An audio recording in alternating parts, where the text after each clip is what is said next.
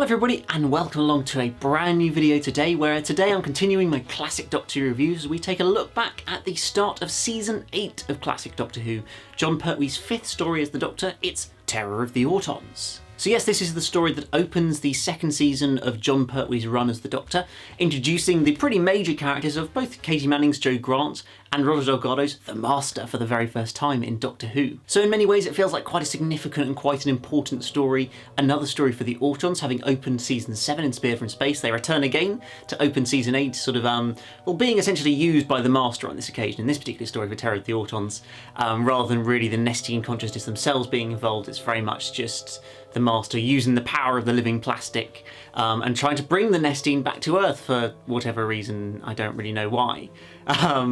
This story, I don't know, I feel like I enjoyed it the least of all these stories so far in the Pertwee era. It definitely wasn't a bad story. I didn't sit there bored and thinking this is awful. I just don't think it was as interesting and exciting and as clever as all the stories in the first season, in Season 7 of Doctor Who.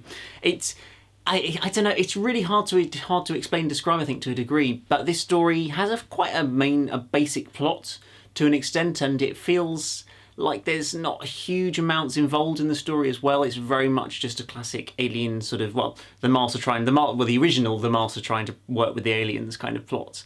And I do love a few of the different concepts with the different sort of uses of the plastic, with the troll doll, this chair that you get sucked into. They're proper scary, dark moments that, not surprisingly, Doctor Who got in trouble for doing back in the 70s. The phone wire wrapping around the Doctor, the daffodils, of course, the key to the whole story, the daffodils that are going to suffocate millions of people, and all this, but using radio waves, which is an interesting way of doing things, I guess, and kind of makes some sense. I think to a degree one of the biggest problems in this story is the sort of resolution and the fact that they get up to the top of this radio telescope, the Master's about to bring all the Nestine back. The Doctor turns up and goes, how are they going to differentiate between you and the normal humans? Surely they're not going to listen to you. And then he's like, oh, what? Wait, that's a very good point. Okay, okay, let's get rid of them. Right, clear them off, bye-bye. And it just felt kind of like, given this Master's meant to be as clever as the Doctor and so powerful and evil and mischievous and whatever, how he could overlook such a little, but really, really quite important and simple thing that you also look like a human, so they will treat you like a human. That makes so much sense. And so, I don't know, it just felt like a very, very simple, easy cop-out of an idea to resolve the story.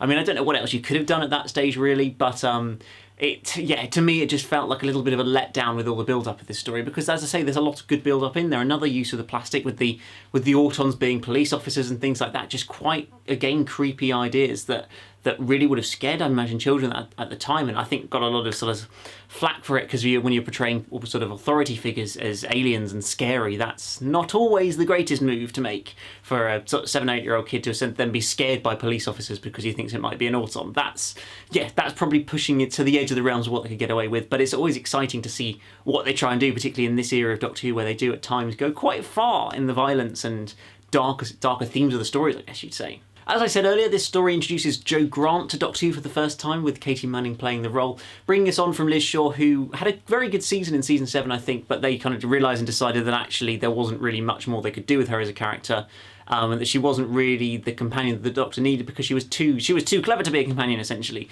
And it's kind of brought out in the dialogue of this episode where I think Jo quotes the Brigadier in saying that, the Brigadier says, I believe, all you need is someone to pass you the test tubes and tell you how brilliant you are, which kind of describes classic Doctor Who companions to a fair degree, but is also kind of like a character basically stating why behind the scenes they decided to change the actor as well, or the actress as well. So I think it's perfectly understandable, and it makes a lot of sense as to why that sort of happens. Obviously, Jo straight away becomes more like your archetypal classic Doctor Who companion, because she goes and gets hypnotised by the Master and tries to blow up Unit HQ by the end of episode 1. Which, yeah, is pretty good going for getting into scrapes as a companion.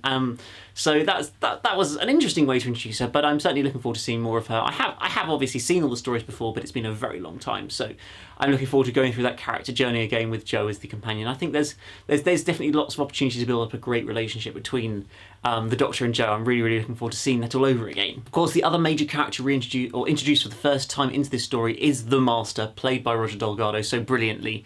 And this story is definitely one of the highlights, as much as his end plan is quite terrible, which describes a lot of the Master, let's be honest. As suave and devious and sort of seemingly in control he is all the time, and evil, he also has some pretty stupid plans pretty often.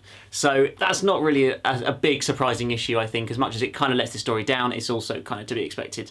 But he just does such a brilliant job. He's just so brilliantly evil, but in such a sort of suave way.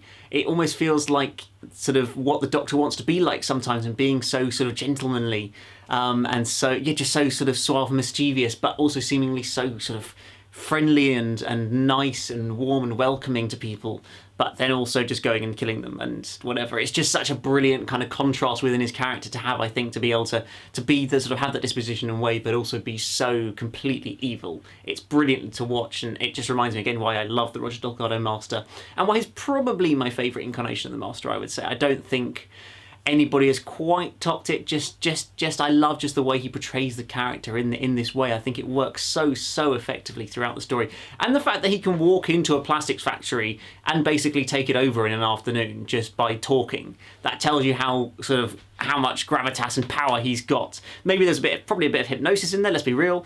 A classic bit of master hypnosis, which is always fun to see. I am the master and you will obey me. It's just a great line. I mean, he doesn't really use it in this story, but certainly in the future episodes, it's really great to watch. And so, yeah, I'm again really looking forward to seeing more and more of the Master. Of course, he's in every story of the season, so lots to look forward to there. As I said earlier, introducing the Autons themselves, it's good to use them again. They are always quite a good villain. I don't think it's as good a story for them as Spirit from Space, for different reasons, because there's more explored in this story in terms of the living plastic idea and different sort of things that can kill you. But in terms of the actual Autons, I don't feel like they're quite as involved. They're essentially there to hand out daffodils later on in the story to be able to try and suffocate half of the Earth and take over and everything. And it's this story is ultimately more about trying to bring the Nestine back in chaos. For some reason, they need some chaos or something.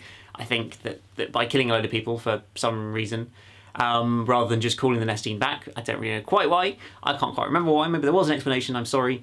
Whereas in the previous story, they were very heavily involved and were basically there to take over the Earth. They had already arrived, all of them, all their spheres and everything that had turned up on the Earth. And so, yeah, I just think overall Spirit from Space is a better story, but I don't think that Terror of the Autons is any means a bad story. It's just probably a bit weaker than the ones we've seen so far in the Pertwee era. So yes, overall this is a story that I reasonably enjoy, but I don't think it's an all-time classic in the same way some of the Season 7 stories are. But yeah, not too bad at all. But guys, do let me know down in the comments below what you think of this story. Do you think it's as good as Spirit from Space or better? Do you prefer it to that one? Do you like to see the Master for the first time in the story, the same with Joe Grant as well? I'd love to hear what you guys have to say about this episode down in the comments below. But other than that, guys, as always, remember to hit that like button, subscribe if you're new here, and I'll see you again very soon for another one. Goodbye.